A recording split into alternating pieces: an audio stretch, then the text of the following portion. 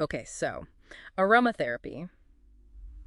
It seems like you're really diving deep into this. It's more than just a passing interest, huh? You've got a ton of research on becoming an aromatherapist. Yeah, it's really interesting stuff. So let's dig in. What do we got here? Well, for starters, it's a field that's often misunderstood, I think. Mm-hmm. People hear aromatherapy and they think like scented candles, right? Right, exactly. But it's so much more than that. It's about this amazing blend of like actual science and holistic health practices. Yeah, and speaking of science, you've even got some stuff here about how these oils, they actually interact with your body, like on a physiological level. There was something in here about the interface of skin and mucous membranes. Oh yeah. That's key to understanding how aromatherapy works. Yeah. It's not just about, a nice smell. Right. It's about the oils being absorbed through the skin, impacting the olfactory system, even affecting like mood and hormonal response. That's like a direct line to the brain, almost. Kinda, yeah. It can be pretty powerful stuff. Wow. No wonder we're seeing more and more doctors and healthcare providers incorporating it into their practice. Exactly. And it makes sense, right?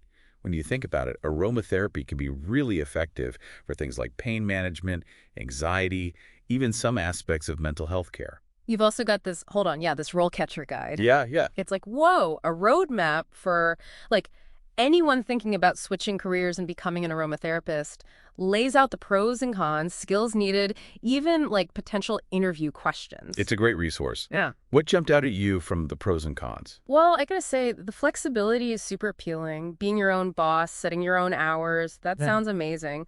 But, I mean, obviously that often comes with the trade-off of inconsistent income. Yeah, that's true. And then I saw limited career advancement opportunities listed as a con. Is that a common concern?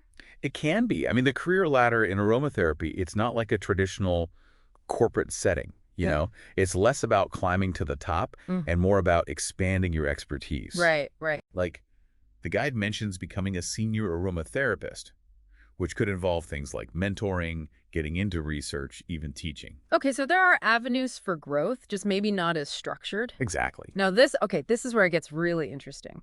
They list out these skills that are needed to be an aromatherapist. Okay. And I mean, some of them make sense, right? Like reading comprehension, Sure. active listening, obviously, you're working directly with clients. Of course, yeah. But then there are these other ones like persuasion and systems evaluation. Wait, what? And that's what I think a lot of people miss about this field. You're not just like mixing oils based on a recipe book. There's real nuance to it. Right. A good aromatherapist, they need to understand their client's needs, be able to explain the benefits of the treatment, and adapt their approach based on how the client's responding. It's very client-centered. And speaking of client-centered, they even have these sample interview questions, which I thought was so cool. Oh, yeah. Like what? Stuff like, how would you handle a skeptical client? Or describe a challenging case and how you approached it. I like that. It's like they're giving you a cheat sheet for your job hunt. What I think is so smart about that, though, is it goes beyond just having the right answer. They're looking for critical thinking. Yeah. Like, how do you think on your feet? Which, let's face it, is pretty essential for any successful aromatherapist. So it takes more than like just loving the smell of lavender to make it in this field, huh? Definitely not. You need real knowledge, people skills. There's a lot to it. And I imagine the work environment can vary quite a bit too, right? You're right. It's actually more diverse than people think. I mean, when I picture an aromatherapist, I'll be honest, it's usually in a spa setting. You know, candles, soft music, that whole vibe. Sure, spas and wellness centers, those are definitely common settings. Hmm. But you'd be surprised. Aromatherapists are also working in like private practices, health clinics, even hospitals. Hospitals. Wow, I didn't think about that. Yeah. I mean, think about it. Aromatherapy can be so helpful for managing pain, anxiety, which, let's face it, are pretty common experiences for hospital patients. That's a good point. There's even a growing field of aromatherapy being used in like hospice settings for palliative care. Okay, so we're talking about addressing some pretty serious stuff here, not just like pampering. Exactly. And that requires a certain level of sensitivity, intuition, wouldn't you say? Absolutely. Which, by the way, this RoleCatcher guide, it actually touches on that, like the challenges of working with diverse clients, navigating complex situations. Yeah, what do they say about that? They had some really insightful interview questions focused on, like, how would you handle a skeptical client? Or, describe a time you had a difficult case. How did you approach it? So they're really screening for more than just, do you know your lavender from your lemon balm? Right. It takes strong interpersonal skills, empathy.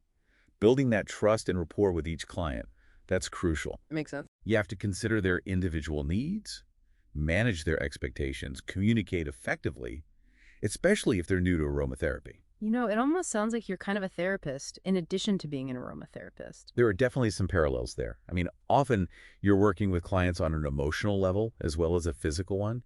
You're helping them manage stress, release tension, find that inner peace. And that brings up another important point, right? I mean, especially when you're working with people in such a personal way, ethics. Huge. Yeah. And thankfully, the RoleCatcher guide, it addresses that too. They emphasize the importance of practicing within your scope, Right. Of course. not over-promising results, and always prioritizing the client's well-being above all else. Yeah, I mean, essential oils, they might be natural, but they're still potent. You gotta know what you're doing. Exactly. And that's why continuous learning is so important in this field. New research is always emerging. So it's not a learn it once and you're done kind of thing. Nope. You've got to stay updated, be willing to evolve your practices as the field progresses. It takes real dedication. Dedication to helping others, but also, it seems like, dedication to kind of constantly expanding your own knowledge base. 100%. And I bet that sometimes involves getting creative, right? I mean, the guide mentioned things like offering personalized blends for clients, making lifestyle recommendations. Yeah, absolutely. It's about taking that holistic view, not just focusing on individual symptoms, but trying to understand the whole person, Okay. their overall health, their lifestyle. Uh-huh. Aromatherapy is just one piece of the puzzle. So there's an element of creativity to it as well. That's cool. Oh, totally. It's about blending scientific understanding with this, like intuition, and tailoring your approach to each individual client. That's amazing. It's like you're an artist and a scientist at the same time. Yeah, I kind of like that. It's true, though. There's an art to taking that scientific knowledge and applying it in a way that really resonates with the client. Yeah, that Yeah. makes sense. And that's what makes aromatherapy so fascinating. And speaking of finding your place in that fascinating world, this RoleCatcher guide had some interesting advice for aspiring aromatherapists who are, navigating the job market. Oh, yeah. Like what? Well, one thing that stood out to me was the emphasis on networking. Makes sense. Yeah, they were saying it's not enough to just have the skills and knowledge. You got to get out there, connect with people, build those relationships. Especially in a field that's so built on personal connections and trust, right? Exactly. Like go to industry events, join professional organizations, even just connect with other practitioners online. It all helps. So it's not just what you know, it's who you know, as they say. Yep. And along those lines, they also really emphasize the importance of showcasing your unique skills and experience. How do you mean? Think about building a portfolio of your work, Okay. having a strong online presence, highlighting your certifications, areas of specialization. You've got to stand out. Makes sense, especially with more and more people getting into aromatherapy. Exactly. You've got to be able to articulate your value proposition. Like, why should someone hire you? Right. Why you over someone else? Yeah. So, no generic resumes or cover letters. Tailor it for each job you apply for.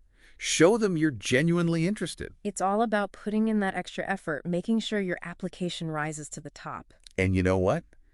This is actually where technology can be super helpful. Oh, how so? Well, RoleCatcher, they actually have some AI-powered tools that can assist with the whole job application process. Whoa, AI tools. Tell me more about that. AI tools for job hunting, huh? That's wild. Okay, so what do they do exactly? Well, they can do some pretty cool stuff, actually. Like Yeah. they can analyze job descriptions, really pinpoint those key skills employers are looking for. Mm-hmm. They can even suggest ways to improve your resume, your cover letter, even tailor your materials to use the specific language that employers are using. So it's like having a career coach in your back pocket. Exactly. Yeah. And it just goes to show, right, this field is evolving. Even the ways people are finding their way into the field are changing. Totally. We've talked about the science, the client interactions, the ethics, even those different work environments. But I don't know, it just seems like such a personally rewarding career path. It really is. I mean, aromatherapy can be so powerful, not just for treating physical stuff, but also that emotional and mental support it can provide. Yeah. Like to see someone get relief from pain or just find a sense of calm, balance, that's got to feel good. It's like you're empowering people to take control of their own well-being. 100%. And a lot of aromatherapists, They even guide clients on how to use essential oils in their daily life. Oh, interesting. It's about promoting that self-care, that deeper Yeah. understanding of their own needs. I love that because it's not just a one-time thing, right? It's about making lasting changes. Exactly. It's about sustainable lifestyle choices. And you know what? That actually brings us to another really cool aspect of aromatherapy that we haven't even touched on yet. Its role in preventative care. Oh, okay. Tell me more about that. Well, more and more, there's this focus on using aromatherapy not just to treat existing problems, but to prevent future ones, Okay. like using essential oils to support the immune system, to manage stress levels, to create a sense of balance within the body. So it's less about reacting to health problems and more about proactively taking care of yourself. Exactly. And that really resonates with this whole movement towards holistic and integrative health, wouldn't you say? For sure. People are realizing that everything's connected. Your physical health, your mental well-being, even your environment. Right. And they want solutions that address the whole person, not just individual symptoms in isolation. It sounds like aromatherapy fits right in with that. It really does. It's a gentle approach, but incredibly powerful. Yeah. It complements traditional medicine. It encourages self-awareness. It supports people on their journey to, well, just feeling their best. I love that. So to bring it back to you, our listener, what does all this mean if you're thinking about, maybe taking the plunge, becoming an aromatherapist? It means you're exploring a field that has so much to offer, honestly. I'm not just talking about a job. I'm talking about personal growth, the Yeah. chance to make a real difference in people's lives. It's almost like a calling, not just a career. It really is. It's about finding work that aligns with your passions, your purpose. Yeah, Okay? absolutely. It sounds incredibly fulfilling. It is. And the learning never stops. You're constantly growing, evolving, both as a practitioner and as a person. So if any of this has resonated with you, if you're drawn to natural healing, if you're passionate about helping others, I don't know, maybe it's time to explore the world of aromatherapy a little deeper. You might just surprise yourself. You might discover a passion you never even knew you had. And on that note, we'll leave you with this thought. What if the most powerful healing doesn't come from a bottle, but from the connection created when two people embark on that journey of well-being together?